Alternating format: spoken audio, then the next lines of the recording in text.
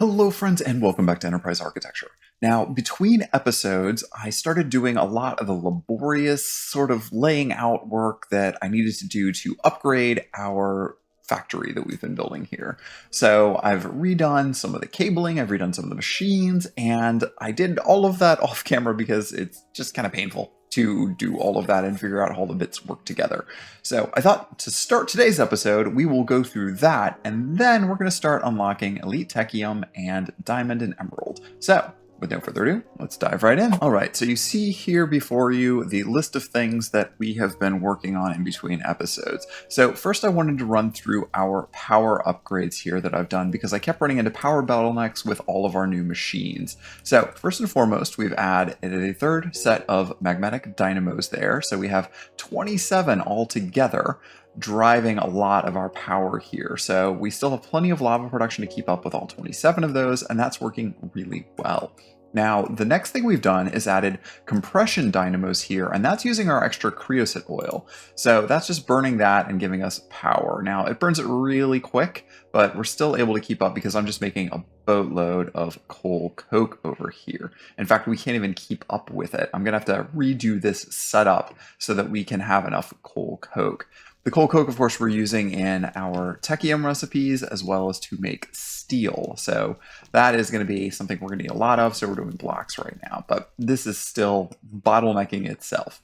And then last, I upgraded our water wheels here. So this took a long time as well, but we now have a set of 5 water wheels going out over this area. These are just boxes with water wheels in them. You can see the water draining out below there. So this worked out pretty nicely for us. It's not making a lot of power, but it does look awfully neat. So we have this little structure. So that is our power upgrade in a nutshell. Now, with all of that power, we're now doing much more processing. Let's go in reverse order here. I first set up 4 of these metal presses. I just had the one before, so I added 3 more, and that's 1 for each type of item that we can press with our presses right now. So we've got our gears, our wires, our rods, and our plates. I think there are other things you can press, but those are the only ones we care about for now. So you just drop your items in here, and it presses it in bulk, and it comes out the other end. Now, all of that is going into our storage system here, which has expanded considerably. I've got most of the types of items that we are creating in here, but not everything. So you can see our gears, and you've got wires over here, and you got plates over here, sheet metal up there, all that stuff is going into our storage system. So that's been expanded considerably. And then our processing has also been upgraded. On the bottom floor here, these are the same machines we had before, but I added an extra induction smelter. And now there's a barrel between the magma crucible and our crystallizer because we were going through so much glass and making all of those gems. That is a bottleneck we need to deal with today.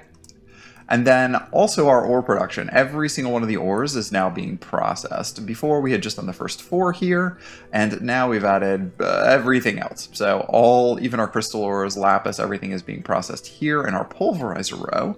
And then we've got induction smelters underneath here to smelt those down. So we still have some power bottlenecks that we need to deal with here with those, and I haven't quite figured out why we still are having problems with it. But that's one of the things that we also need to discuss today, and that is our power lines don't really want to run and connect here. So I can turn these on here, but if I add any more lines to this, our cables burn. So we can't have a single unified power system because these LV wires only allow a certain limit to the amount of power that will go through them. So I actually have 2 completely isolated power setups right now. And that has one stack powering these machines, and the other line is powering these machines and the metal presses. So that's somewhat of a problem for us right now that we need to deal with. But before we get to that, I've mentioned that we did do the power cabling separately here. And then the other thing I want to mention is I did filtered links finally.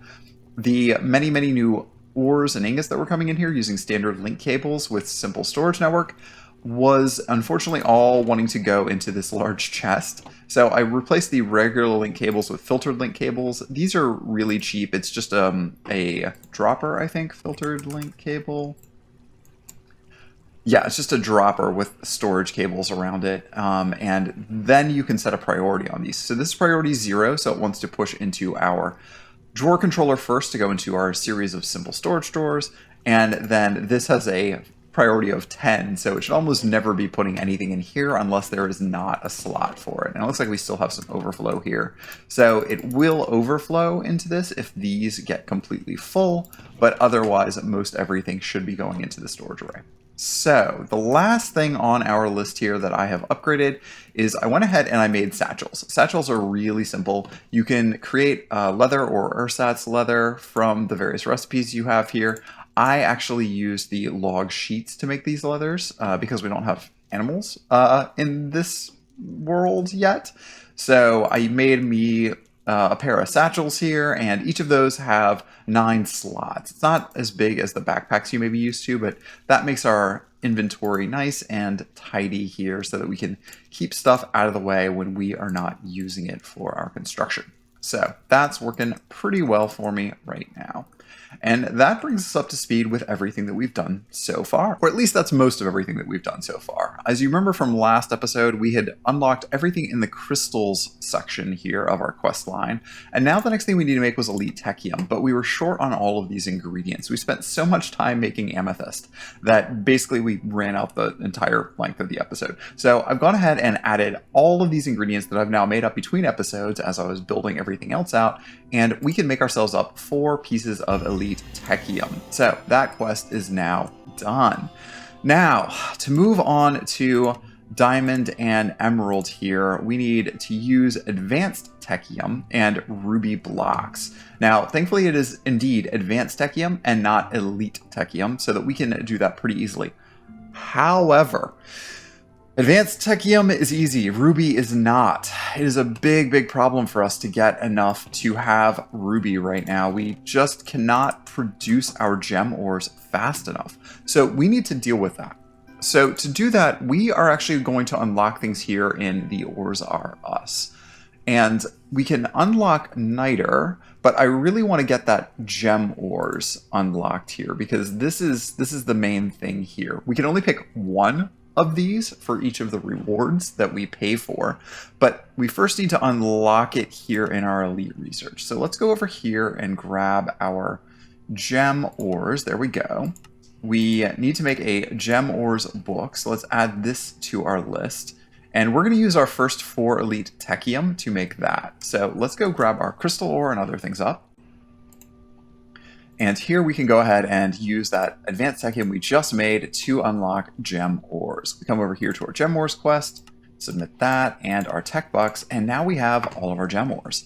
Now, here's the interesting part. Underneath our Ores Are Us, we have gem ores unlocked. It's going to be 12 for each of these.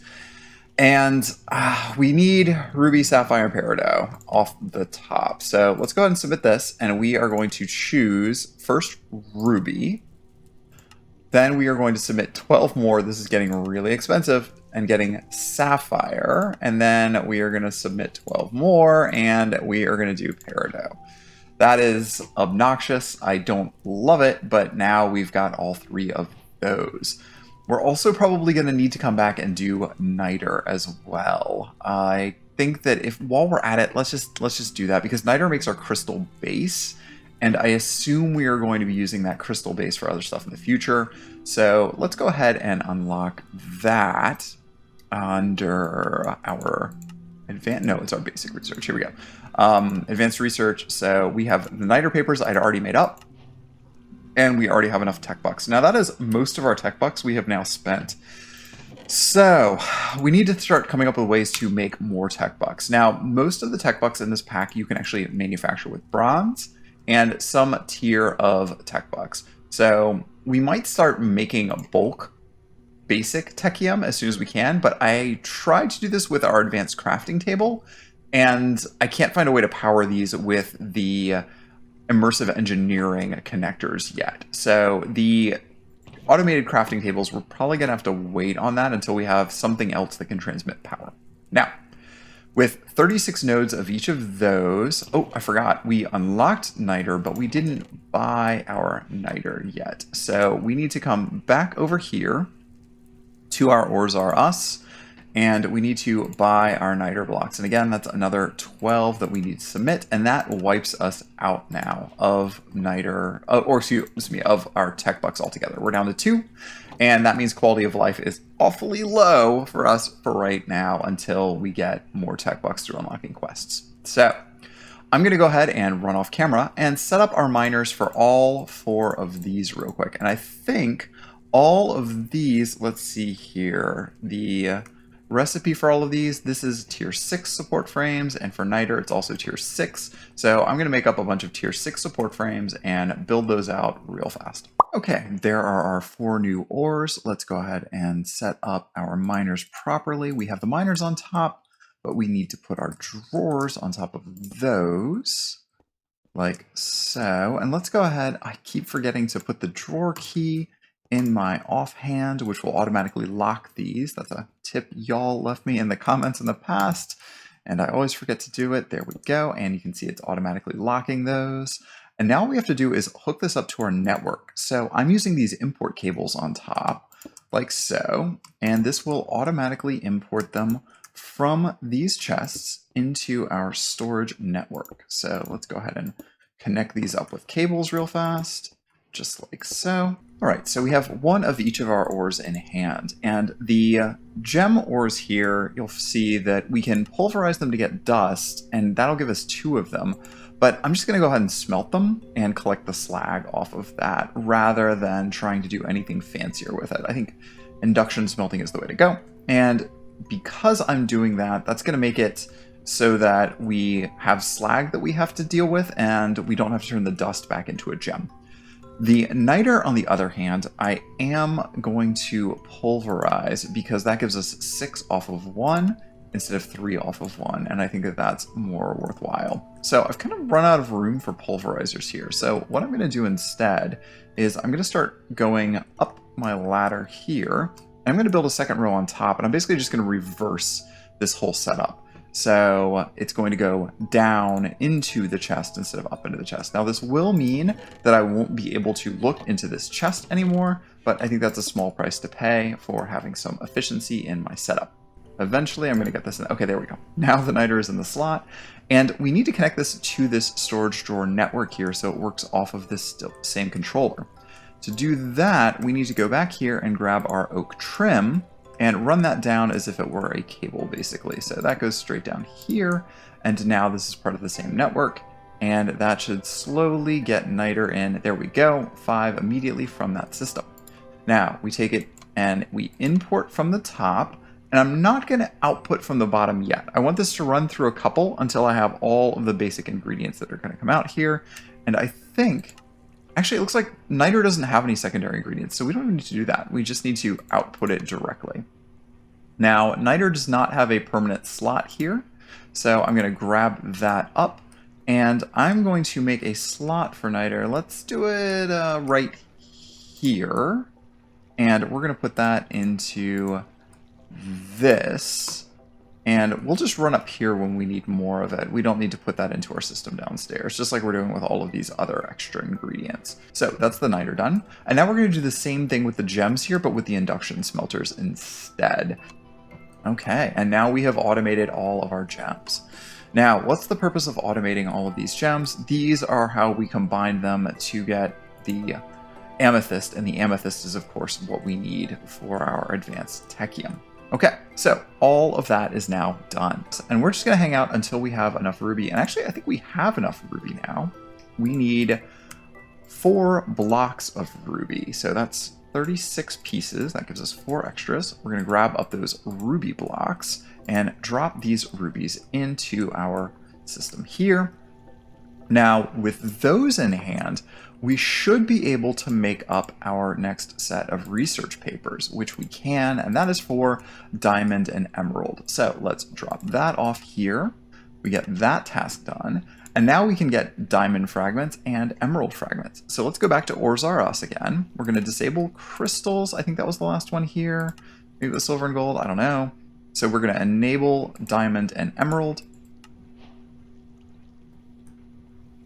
And now all we need is our colored stone. So I'm going to take all 11 pieces that we have here.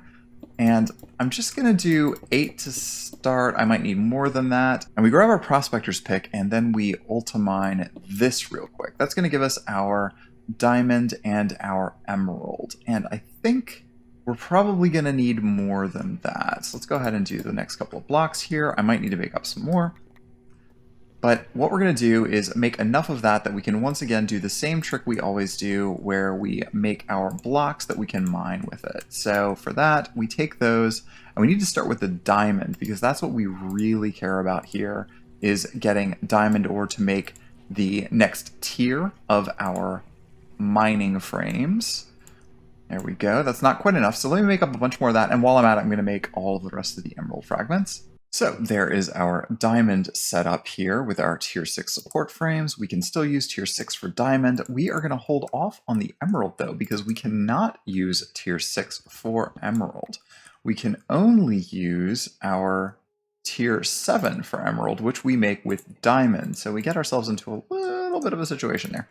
Let's go ahead and put our box on top here, and we will lock that up once we get our first diamond, just like that.